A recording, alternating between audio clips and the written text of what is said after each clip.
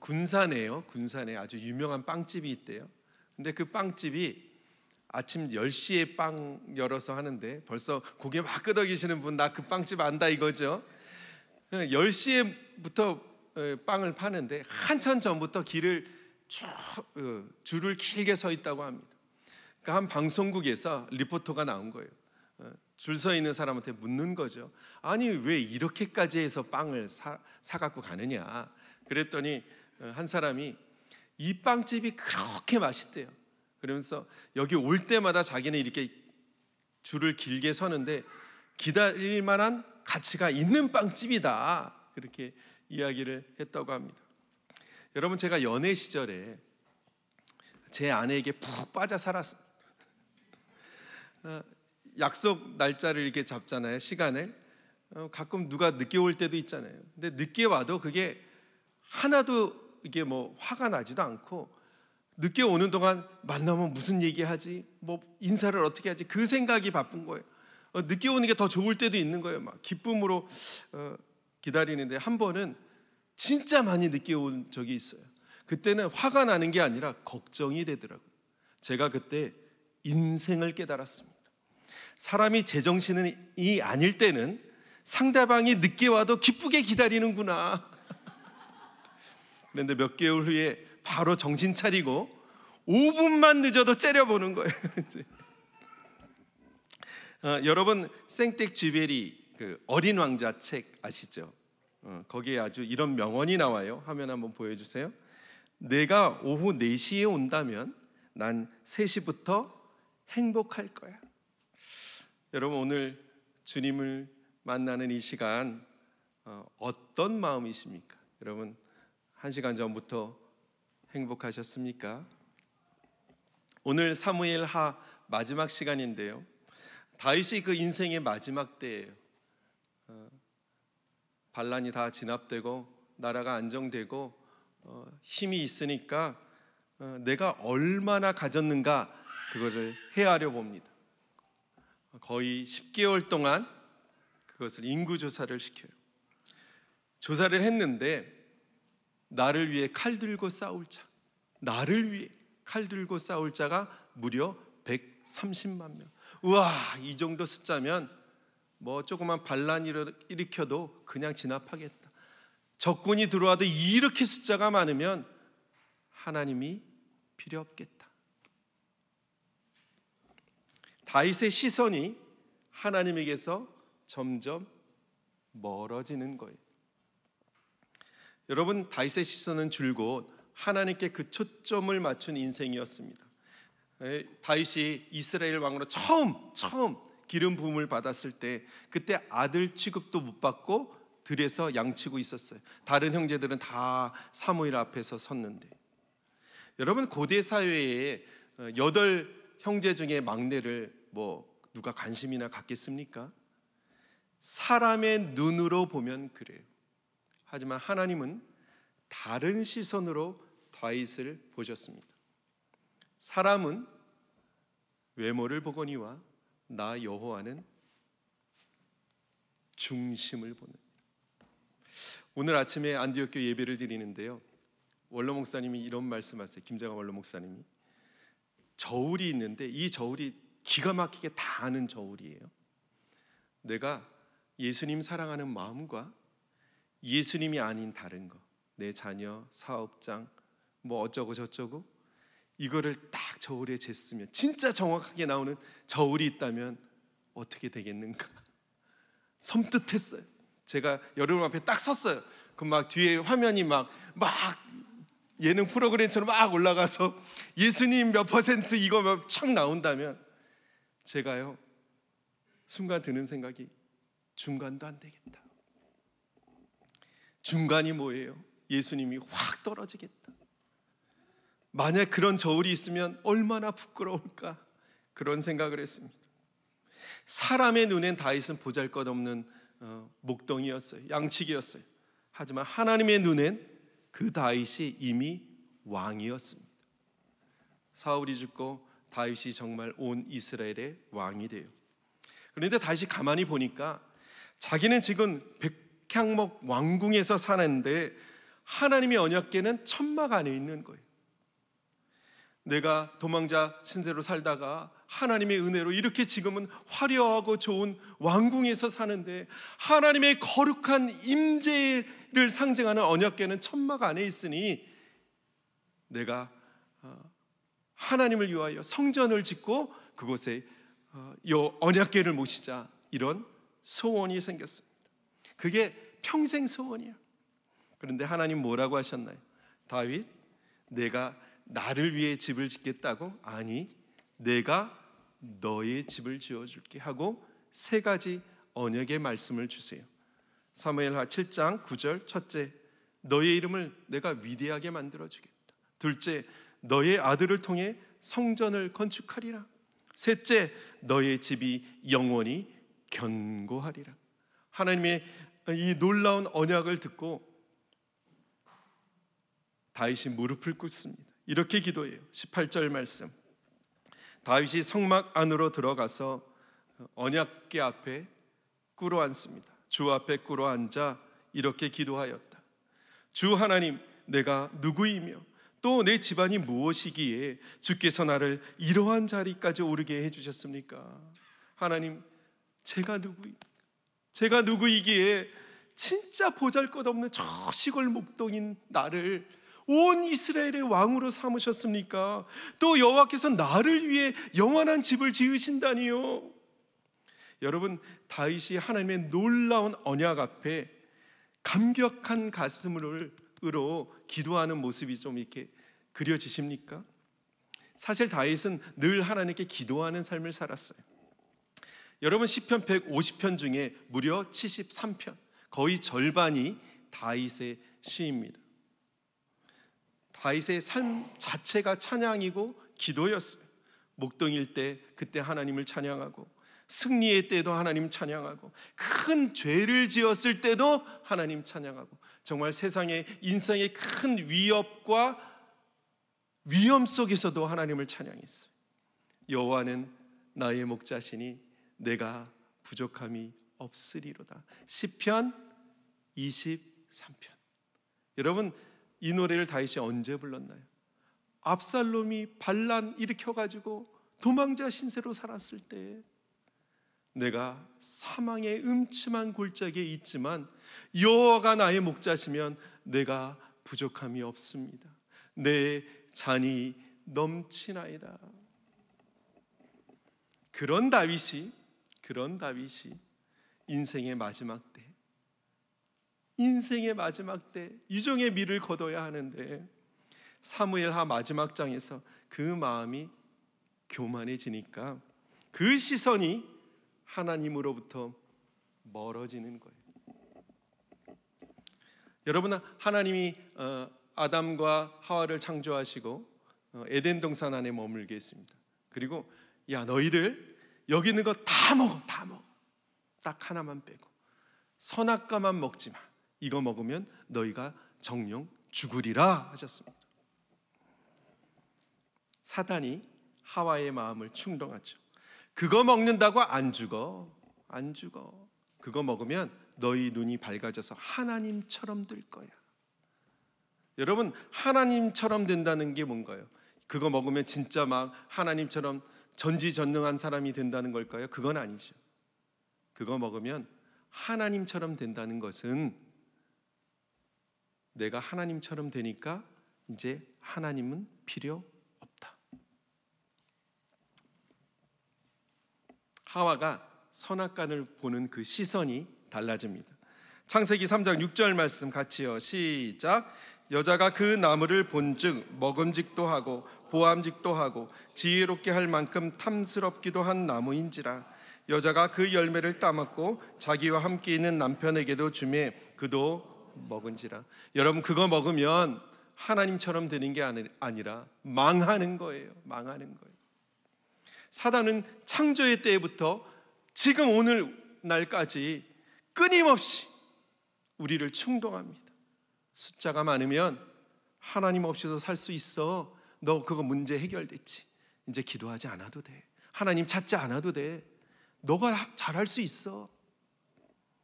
여러분, 저를 보니까 제가 금식 기도를 많이 하는 사람은 아닌데 보니까 주로 3일이나 7일 금식을 여러 번 했더라고요. 제가 가만히 보니까 제가 인생의 문제 앞에서는 기도원 갈 준비를 하는데 인생 편안할 때는 여행 갈 준비를 한다는 것을 제가 알았습니다.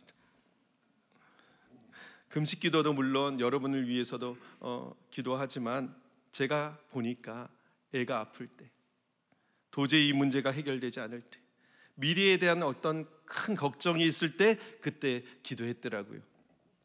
무슨 말인가? 제가 문제가 있어야 하나님 찾았다는 거예요. 그럼 편안할 때는 제 시선이 하나님이 아닌 다른 곳에 자꾸 하나님이 아닌 다른 곳을 자꾸 찾아. 그리고 하나님이 아닌 다른 곳에 한번 푹 빠지고 나면 다시금 하나님께로 제 시선을 맞추기가 정말 어렵다는 것을 알았습니다. 정말 힘겹게 회개해야 다시 하나님께 초점을 맞출 수가 있었어요. 여러분, 제 핸드폰이 여기 있는데요, 제 핸드폰에는 게임이 한 개도 없습니다. 한 개도 없는데 몇 개월 전에 유튜브 이렇게 영상 짧은 것들 있잖아요. 그거 막 보다가 무심코 게임 하나를 탁 클릭을 했습니다. 다운로드가 쫙 되더라고요. 그런데요, 그 게임 이름도 제가 잘 몰라요. 그런데요, 그게 계속 레벨업이라는 거를 하니까 이게 손에서 놓을 수가 없는 거예요. 계속 레벨업 해야 돼. 내가 진짜 한 2주간 푹 빠져 살았던 것 같아요. 한 번은 여기서 이 자리에서 금요 예배를 드리는데 제가 금요 예배를 드리고 있는 거예요. 이런 생각이 드는 거예요. 지금 이 순간에도 나의 대적들은 레벨업을 하고 있겠지. 지금 예배 시간인데. 하루는 저녁에 제가 또 푹 빠져 있었어요. 저를 딱 보고 여보, 뭘 그렇게 지금 열심히 해요? 화들짝 놀랐죠. 들킨 거예요. 그제야 제 신앙 양심이 제 가슴을 치는 거예요. 제가 회개하고 여보, 그 게임 지웠어요 했습니다.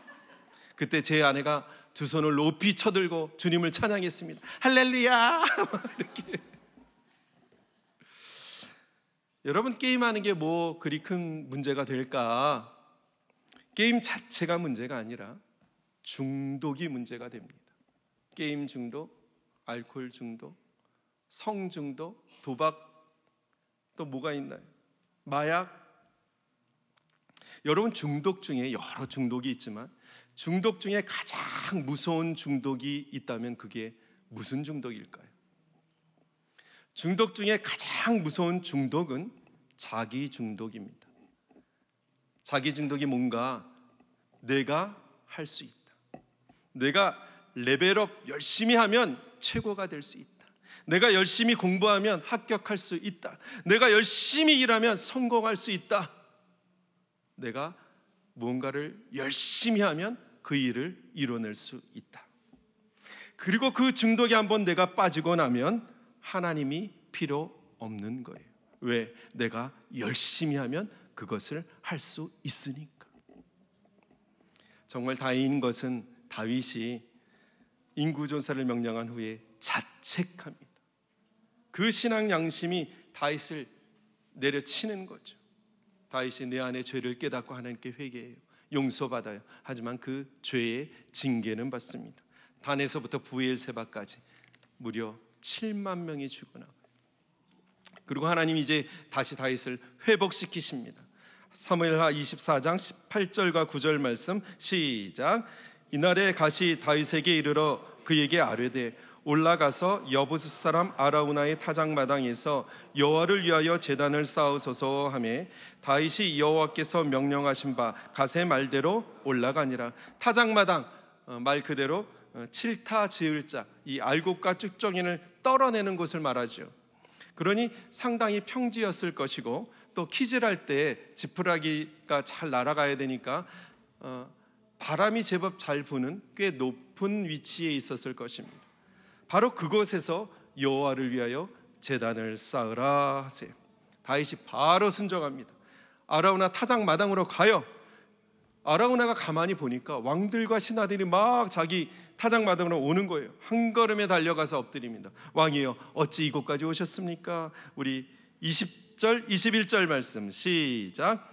아라우나가 바라보다가 왕과 그의 부하들이 자기를 향하여 건너옴을 보고 나가서 왕 앞에서 얼굴을 땅에 대고 절하며 이르되 어찌하여 내 주 왕께서 종에게 임하시나이까 하니 다윗이 이르되 내게서 타작마당을 사서 여호와께 제단을 쌓아 백성에게 내리는 재앙을 그치게 하려 함이라 하는지라.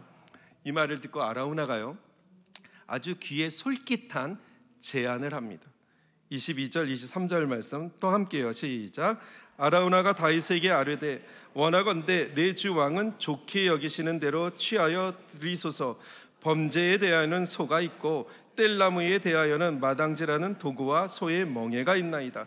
왕이여, 아라우나가 이것을 다 왕께 드리나이다 하고 또 왕께 아뢰되 왕의 하나님 여호와께서 왕을 기쁘시게 받으시기를 원하나이다. 왕이여, 번제에 드릴 소 여기 있어요. 뗄나무 다 여기 있습니다. 이거 다 거저 드릴게요. 왕께서는 기쁘게 받으소서. 그때 제 아내 같으면 두 손을 높이 들고 하나님을 찬양했을 거예요. 할렐루야. 근데 다윗이 그것을 거절합니다. 내가 값 없이는 여호와께 제사 드릴 수 없다. 24절 25절인데요 함께 읽겠습니다. 시작.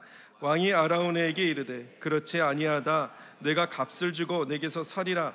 값 없이는 내 하나님 여호와께 번제를 드리지 아니하리라 하고 다윗이 은 50세겔로 타작마당과 소를 사고 그곳에서 여호와를 위하여 제단을 쌓고 번제와 화목제를 드렸더니 이에 여호와께서 그 땅을 위한 기도를 들으시며 이스라엘에게 내리는 재앙이 그쳤더라. 여기에 은 50세겔을 줬다고 나오는데요 역대상 21장 25절에는 은이 아니라 금 600세겔을 줬다고 나옵니다.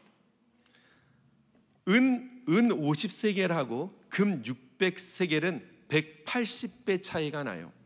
그럼 도대체 뭐가 맞느냐? 둘 다 맞습니다. 은 50세겔은 그 소와 도구값, 뗄감의 값을 말하는 것이고 그것을 모든 포함한 그 땅값은 금 600세겔이 맞습니다. 어쨌든 중요한 것은 다윗이 그 합당한 값을 치르고 예배를 드렸다는 거예요. 무슨 말인가? 우리 함께 읽겠습니다. 시작. 예배는 값을 치러야 합니다. 하나님의 제사 중에 아주 중요한 속성이 있는데 그것은 값을 치르는 것입니다. 이스라엘 백성들이 제사장 앞에 그 제물을 끌고 와요. 그러면 제사장이 그 제물을 받습니다. 그리고 각을 뜨죠. 그 제물을 죽여서 번제로 드립니다.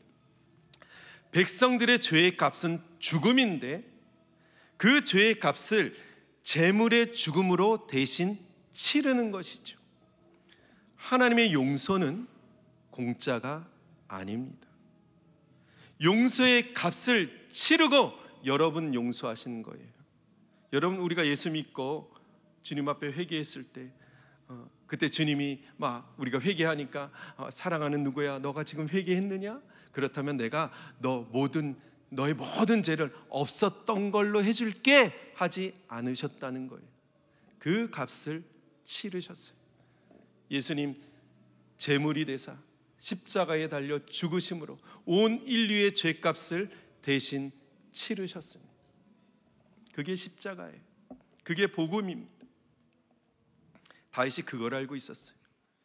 지금 이 징계는 나 다윗의 죄 때문이고 이 징계의 마지막을 하나님의 제사로 마무리하려 하시는 거구나. 그러니 다윗이 거저받을 수가 없는 것이죠. 그 값을 치릅니다. 그 합당한 값을 치르고 하나님 앞에 온전한 예배를 드려요. 더 놀라운 것은 오늘 다윗의 예배는 하나님의 징계가 그치는, 하나님의 징계가 끝나는 용서의 예배이지만 더 놀라운 소망의 예배가 됩니다. 여러분 다윗이 이루지 못한 평생 소원 한 가지 있었죠. 그게 뭐죠? 하나님의 성전 건축하는 거. 바로 오늘 다윗이 그 값을 치르고 하나님께 예배를 드린 아라우나 타작마당에 하나님의 성전이 세워집니다. 역대하 3장 1절 말씀 같이요. 시작.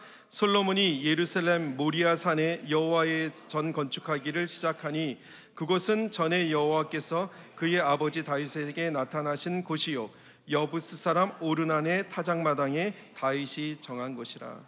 솔로몬이 예루살렘 모리아 산에 여호와의 전 건축하기 시작하니, 여러분 모리아 산은 아브라함이 아들 이삭을 하나님께 드린 곳이죠. 그때 이삭이 아버지께 이렇게 물어요. 아버지, 여기 불과 나무는 있는데 번제에 드릴 양은 어디 있습니까? 아들아, 번제로 드릴 양은 하나님께서 마련해 주실 거야. 우리는 이것을 여호와 이레라고 합니다. 여호와께서 준비해 주셨다. 그 어린 양이 바로 예수 그리스도의 모형이에요. 여러분 다윗의 일생을 한번 이렇게 그려보세요. 정말 초라하고 보잘것없는 목동, 골리앗을 쓰러뜨리고 나라를 구한 소년, 여러 전쟁에서 승리한 그 용맹스러운 장군, 사울에게 쫓겨 도망하는 그 도망자, 기도의 사람, 시인, 40년 동안 이스라엘을 통치한 위대한 왕, 밧세바 욕망에 빠져서 사정없이 무너져 내리는 한 연약한 인생, 그리고 하나님 앞에 무릎 꿇는 회개자, 그리고 오늘 사무엘 하 24장에서 소개하는 다윗의 그 마지막 모습은 그가 하나님의 예배자였다라는 것입니다. 여러분, 오늘 다윗이 하나님께 예배를 드린 장소가 어디인가요? 아라우나 타작마당. 그 자리는 하나님이 준비하신 자리였어요. 아브라함이 아들 이삭을 드린 자리가 여호와 이레의 자리가 되고, 죄 지은 다윗이 하나님께 회개하는 자리, 그 죄의 값이 치러지는 자리, 하나님의 징계가 그치는 자리, 하나님의 성전이 세워지는 자리, 그리스도의 생명으로 나아가는 소망의 자리가 되었다는 거예요. 그리고 이것이 예배의 참된 회복입니다. 우리가 그리스도의 생명으로 나아가는 것. 여러분, 사실 아라우나는 유력하거나 유명한 사람이 아니었어요. 여부스 사람, 이방인이었습니다. 아라우나는 히브리어로 오르난이에요. 그래서 역대상에서는 오르난이라고 했습니다. 그리고 그 타작마당이 어마어마하게 좋은 타작마당도 아니었습니다. 대단한 자리가 아니었어요. 하지만 그곳이 하나님께서 준비하신 자리가 되니까 역사가 일어나는 거예요. 우리 원천 사랑교회가 아라우나 타작마당이 되기를 기도합니다. 여러분의 가정이 아라우나 타작마당 되기를 기도합니다. 여러분이 가시는 그 일터가 아라우나 타작마당 되시기를 축복합니다. 여러분은 가는 그 곳곳, 여러분 계신 그곳이 그리스도의 생명으로 가득한 자리가 되시기를 주님의 이름으로 축원합니다. 그러면 우리 교회가, 여러분 가정이, 여러분 일터가, 여러분 계신 그 곳이 여호와께서 준비하신 여호와 이레의 자리가 되고, 그리스도께서 죽으심으로 우리의 죄의 값을 다 치르신 자리가 되고, 눈물의 회개와 죄의 용서와 회복이 일어나는 자리가 되고, 하나님의 징계가 그치는 자리가 되고, 예수 그리스도의 생명력으로 넘쳐나는 그리스도의 소망으로 나아가는 자리가 되는 줄 믿습니다. 함께 기도합니다.